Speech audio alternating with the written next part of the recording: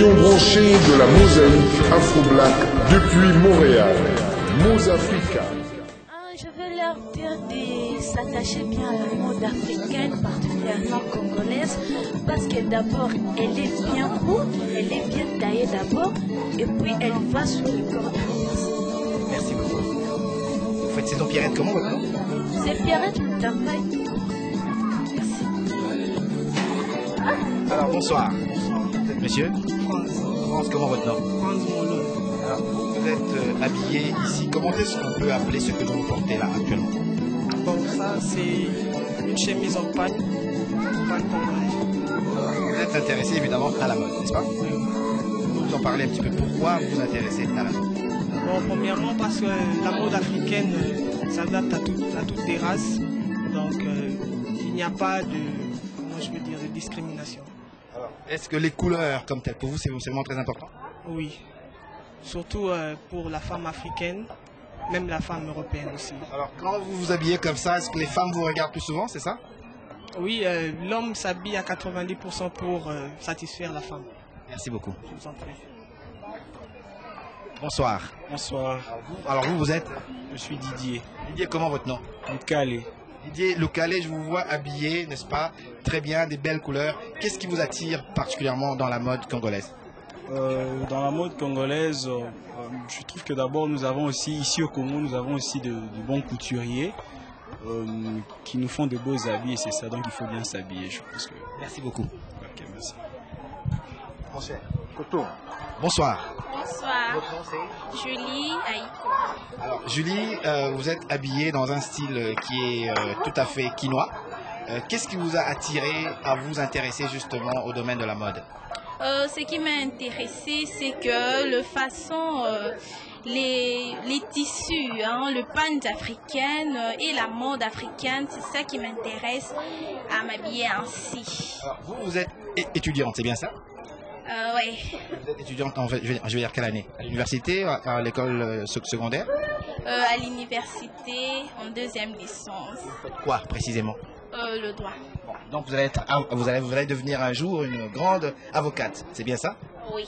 Alors pour vous, la mode, ça a-t-il un sens, c'est-à-dire c'est pour attirer les hommes ou c'est pour être belle tout simplement? C'est pour être belle et attirer les hommes. Alors est-ce que pour vous ici, pour les Quinoises, dont généralement, c'est vraiment très important ça?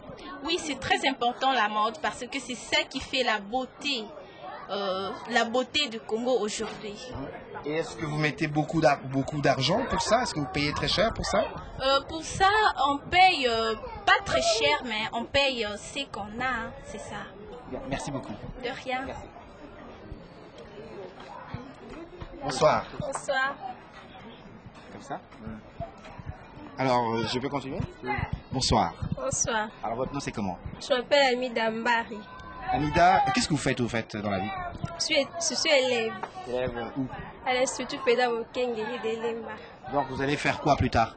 Plus tard, je serai journaliste. Journaliste. Ouais. Bien. Alors je vous vois, vous êtes bien habillé. Est-ce que la mode pour vous, qu'est-ce que ça représente précisément?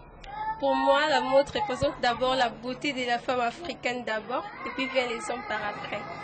Est-ce que vous payez très cher pour ce type de vêtements? Ah non, c'est pas trop cher.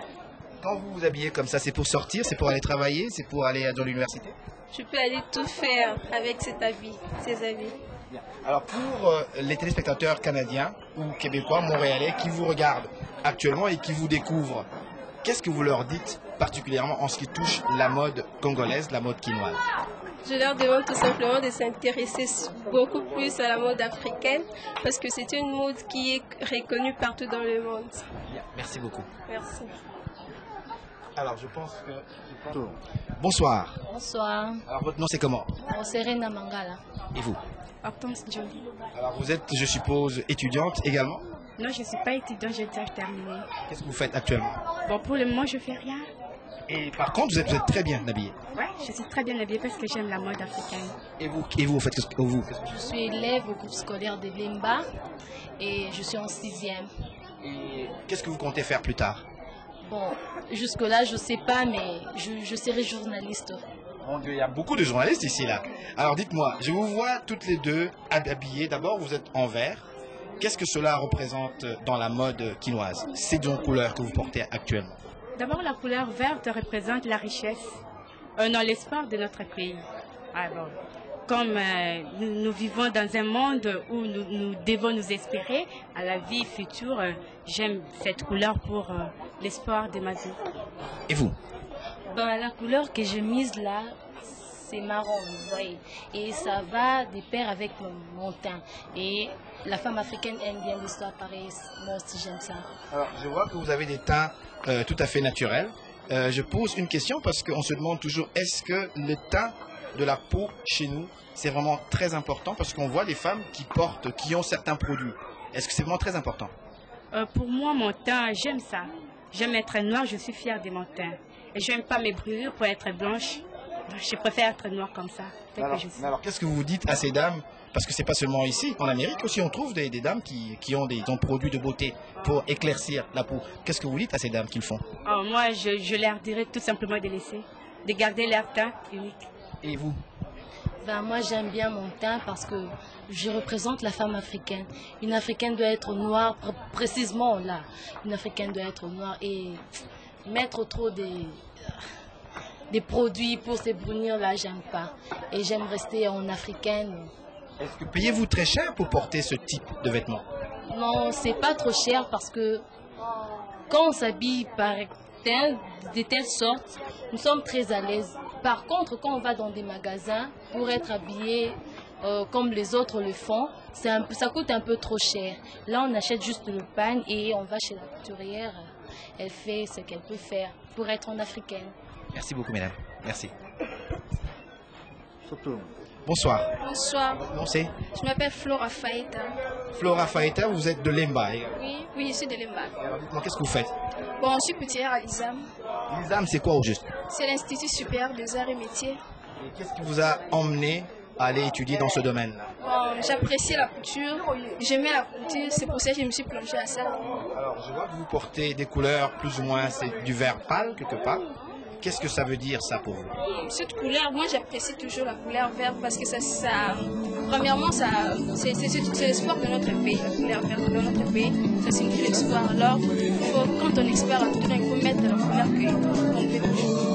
Vous portez ce type de vêtements, est-ce que c'est pour sortir ou c'est pour aller à l'école, c'est pour rester avec des amis? C'est tenue quand je le mets, je peux même aller à l'église, dans la fête d'anniversaire. C'est une tenue très simple, je suis à l'aise quand je porte. Être bien habillé, c'est vraiment très important. Si, une fille, premièrement, doit bien s'habiller. Étant qu'une couturière, étant qu'une africaine, elle doit porter des habits de son pays. Merci beaucoup. Merci. Miss Tina, bonsoir. On vient de voir ce défilé de...